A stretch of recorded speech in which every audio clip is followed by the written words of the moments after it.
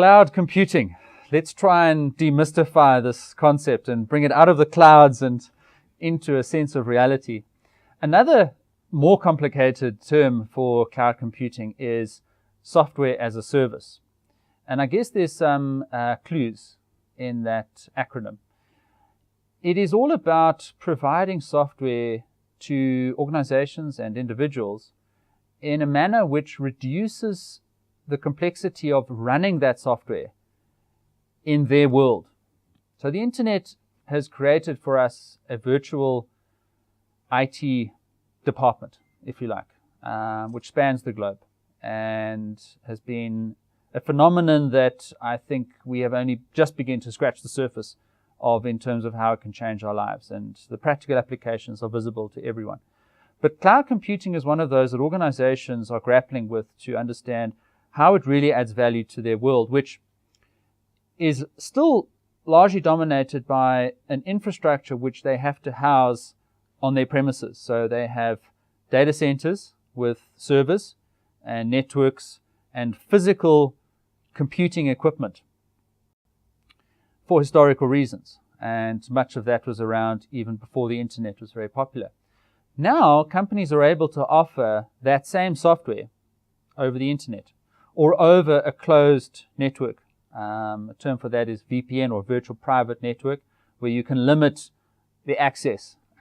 So it doesn't have to be fully open to the internet as a fully public global environment.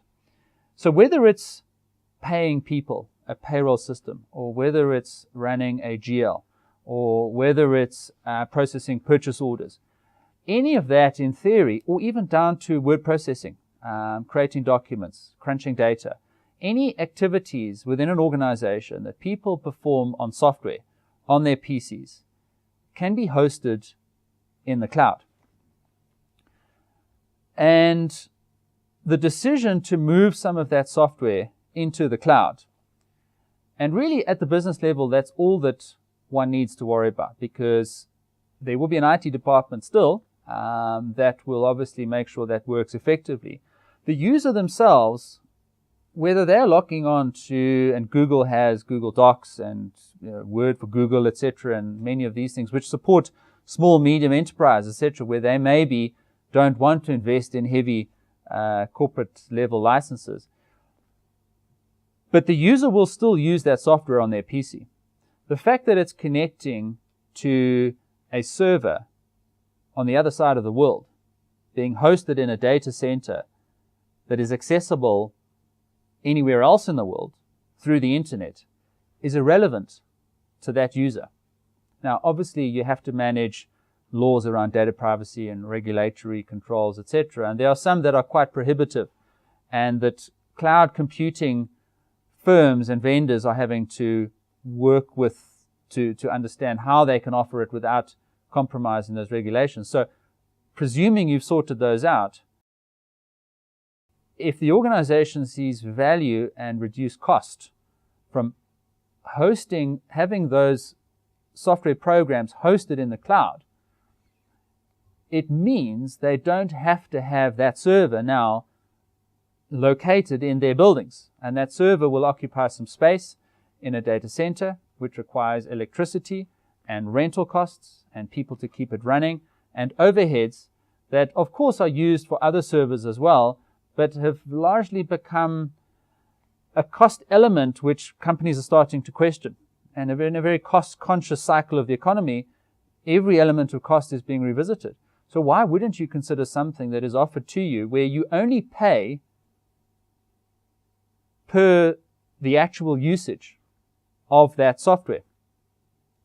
And that is how cloud computing is offered. And if you then only need to pay a certain number of salaries per month and your payroll system is hosted in the cloud, so to speak, you will have the parameters and the configuration set up for your specific business. But because that company offering that hosted payroll service also supports a number of other companies, we all share that cost. But if you have to set up a payroll system and own the full bucket of IT costs, that can become an element of your IT budget, which you then start to question. So hopefully that's put it a little bit more simpler than I think a lot of the material out there creates. It is simply about making software available to the employees in an organization over a network that could extend outside of the actual borders of the company within which they work. And employees at home are already using the cloud. And social media is in the cloud. And their Dropbox is in the cloud. They host their documents in a cloud environment, and they have access to the latest and greatest data center technology.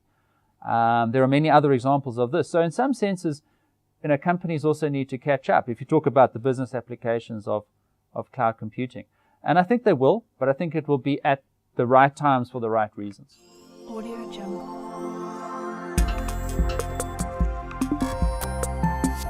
Audio Jungle.